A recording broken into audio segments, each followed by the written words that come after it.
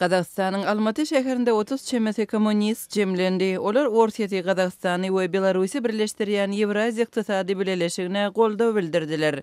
Şeýle-de günbatar ýurtlaryny Ukrainada krizisi döretmekde taýypladylar.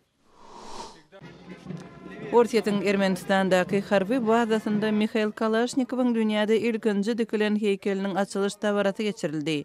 AK-47 avtomatik yaragyny döreden Kalashnikov 2013-nji ýylda ýogaldy.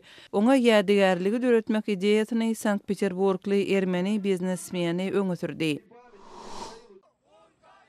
Pakistanyň Demirgazyk günbatarynda ýerleşýän Peşawar şäherinde hristiýanlaryň uly bolmadyk topary protest geçirdi. 4-nji noýabrda hristiýan dinli er aýalyň öldürilmegi bu protestde sebäp boldy.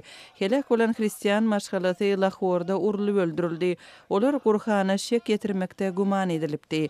Şeýle aýplamalar Pakistanda köpçülikliň zorluklara sebäp bolýar. Siz günüň täzelikleri bilen tanyş boldunuz.